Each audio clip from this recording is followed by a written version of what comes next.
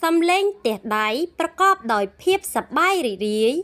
ពីបងប្អូនប្រជាពលរដ្ឋក្រោយពីឮដំណឹងថាលោកហុងពិសិដ្ឋអធិការនៃអធិការដ្ឋាននគរបាលខណ្ឌកំពត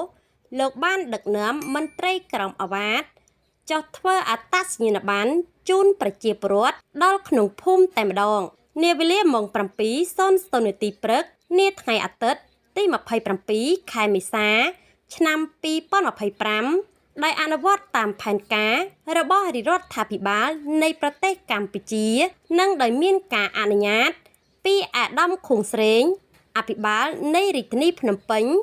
លោកឧត្តមស្នេហ៍ឯកជួននរិនអគ្គស្នងការរងនិងជាស្នងការនគរបាលរាជធានីភ្នំពេញ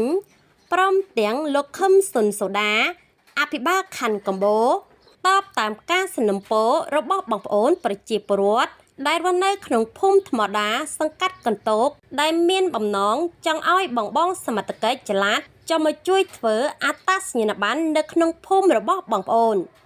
លោកវរៈស្នេហ៍ឯកហុងពិសិដ្ឋអធិការនៃអធិការដ្ឋាននគរបាលខណ្ឌកំពតលោកបានដឹកនាំនិងបញ្ជាដល់មន្ត្រីក្រមអាវ៉ាតចុះថតអត្តសញ្ញាណប័ណ្ណដើម្បីសម្រួលដល់បងប្អូនប្រជាពលរដ្ឋលោកយាយលោកតាចាស់ជរាជនពិការអ្នកមានផ្ទៃពោះដែលលំបាកក្នុងការធ្វើដំណើរមកថតអត្តសញ្ញាណប័ណ្ណសញ្ជាតិខ្មែរនិងជួយកែសម្រួលអត្តសញ្ញាណប័ណ្ណទាំងចាស់ទាំងថ្មីឆ្លៀតក្នុងឱកាសនោះផងដែរលោកហុងពិសិដ្ឋអធិការនៃអធិការដ្ឋាននគរបាលខណ្ឌកំពតលោកក៏បានរៀបចំវេទិកាសាធារណៈផ្សព្វផ្សាយពីគ្រោះយោបល់ពីផលប៉ះពាល់នៃការប្រើប្រាស់គ្រឿងញៀនក្មេងទំនើងបញ្ហាអសន្តិសុខពីគ្រោះយោបល់នៅបញ្ហាផ្សេងៗដែលកើតមានឡើងក្នុងមូលដ្ឋានរបស់បងប្អូនជាពិសេសលោករងចាំផ្ដល់ចម្លើយនៅក្នុងការលើកឡើងនៃចម្ងល់គ្រប់យ៉ាងរបស់បងប្អូនបន្ថែមលើសពីនេះទៀតលោកក៏បានឲ្យបងមន្ត្រីក្រមអាវ៉ាតរបស់ខ្លួនចែកជូន sticker ដែលមានលេខទូរស័ព្ទរបស់លោកនាយប៉ុស្តិ៍រដ្ឋបាលលោកអធិការរងនិងលេខទូរស័ព្ទរបស់លោកផ្ទាល់ខ្លួនតាមក្នុងផ្ទះប្រជាពលរដ្ឋដើម្បីងាយតាក់ទងអន្តរាគមន៍ទាន់ពេលវេលា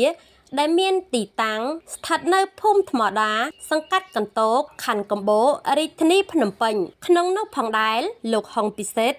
អធិការខណ្ឌកំពតលោកក៏បានសូមសនំពរដល់ប្រជាពលរដ្ឋដែលបានមកធ្វើអត្តសញ្ញាណប័ណ្ណនៅនឹងកន្លែងផ្ទាល់ក៏ដូចជានៅក្នុងមូលដ្ឋានគ្រប់បណ្ដាភូមិសង្កាត់ទាំងអស់នៃខណ្ឌកំពតទាំងមូលបើមានបញ្ហាអ្វីមួយចៃដន្យ